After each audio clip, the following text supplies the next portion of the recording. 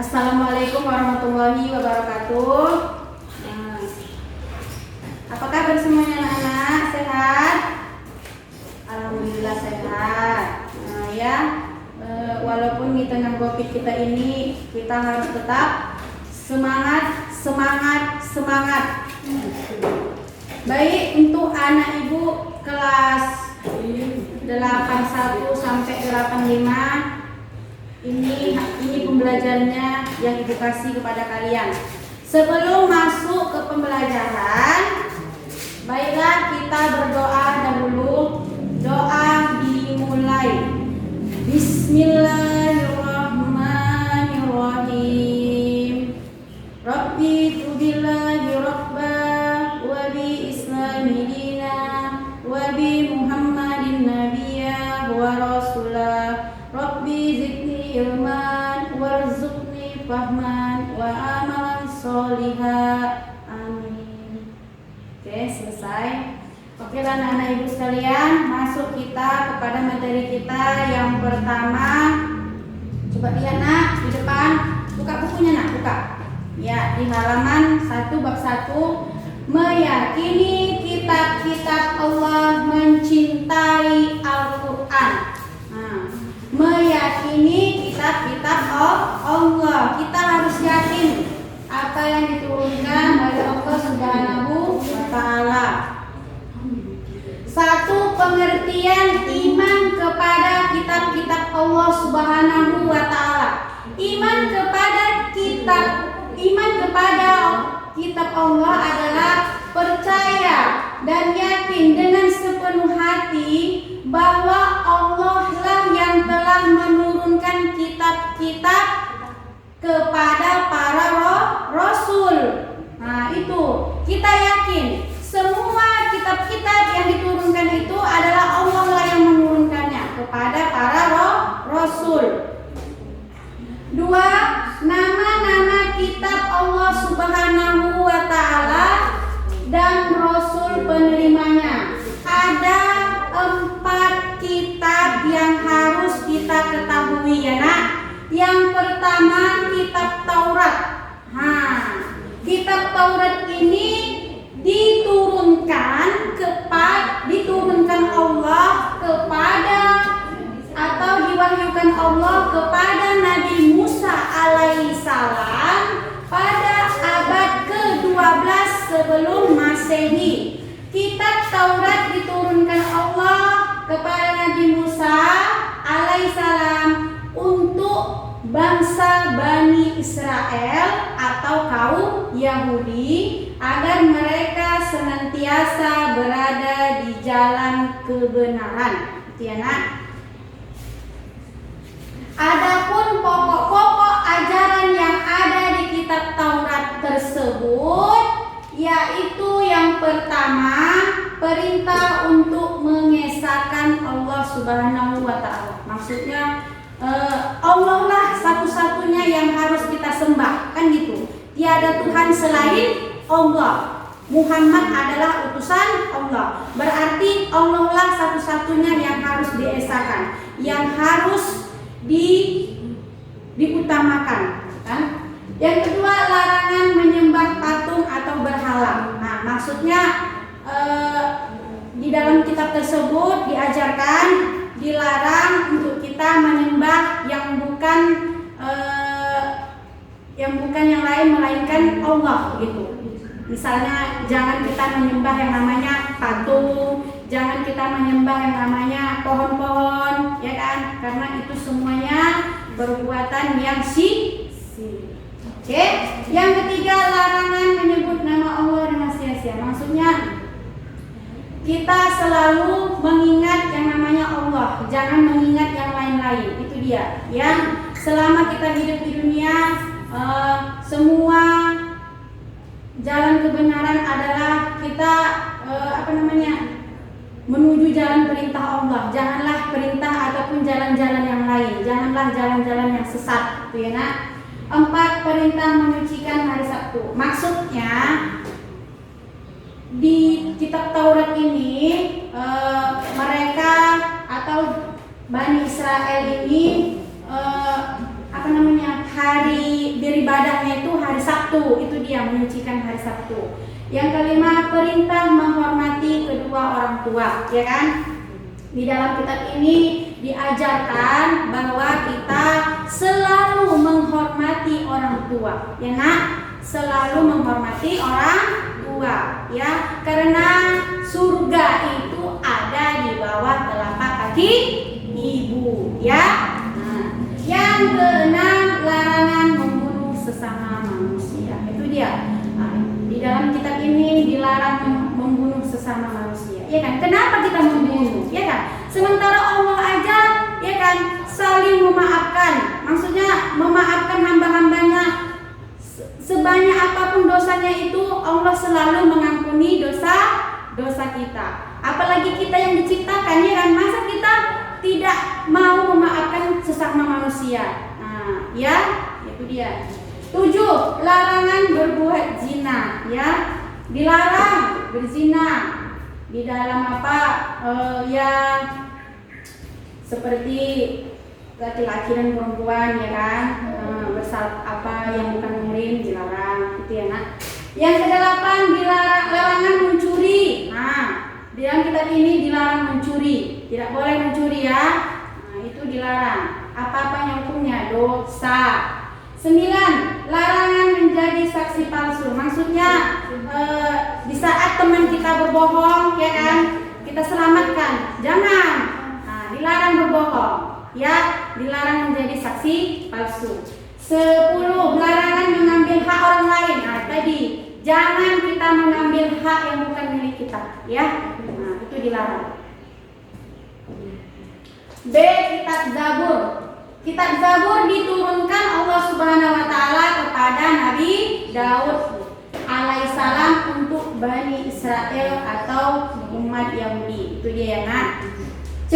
Kitab Injil diturunkan pada abad ke-1 Masehi. Kitab Injil diturunkan kepada Nabi Isa alaihissalam pada permulaan abad ke-1.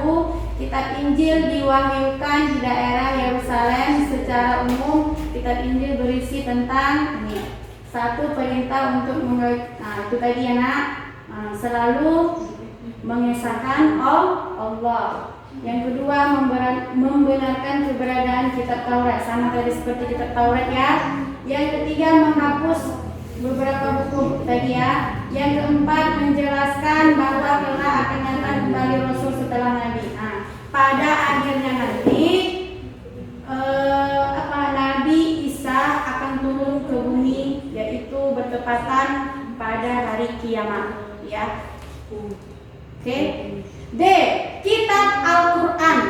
Kitab Al-Quran diturunkan pada abad ke-7 Masehi, kurun waktu tahun 611 sampai 632 Masehi. Kitab Al-Quran merupakan kitab yang diturunkan Allah Subhanahu wa taala kepada nabi dan rasul terakhir, yaitu Nabi Muhammad sallallahu alaihi wasallam. Kitab suci Al-Quran diturunkan Allah Subhanahu wa taala sebagai penyempurna dan membenarkan kitab-kitab sebelumnya. Nah, kitab Al-Quran ini kitab terakhir yang diturunkan oleh Allah Subhanahu wa taala melalui Nabi Muhammad sallallahu alaihi wasallam, dan Nabi Muhammad menyampaikan kepada para umatnya, yaitu umat Islam, ya nak.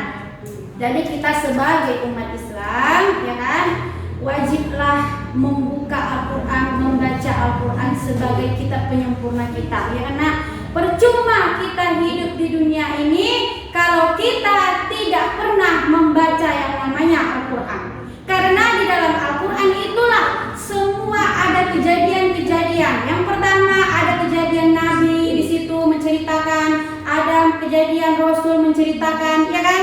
Nah, jadi kalau nggak kita buka, percuma kita hidup, ya.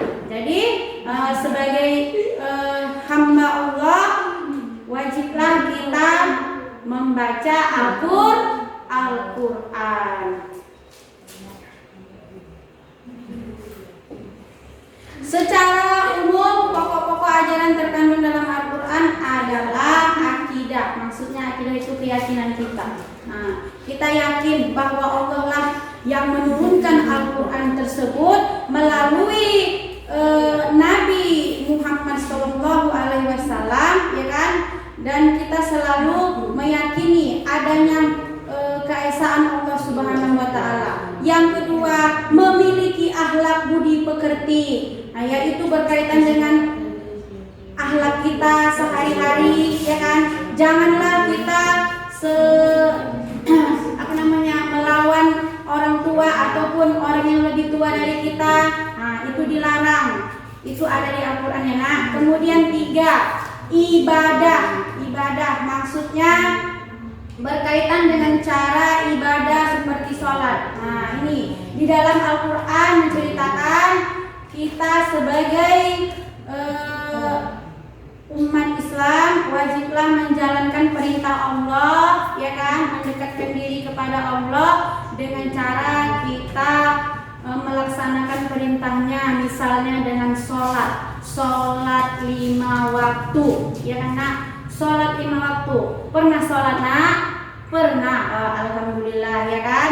Sholat 5 waktu yang pertama ada sholat subuh, ya kan? Sholat subuh itu dilakukan pada pagi hari. Apa niatnya?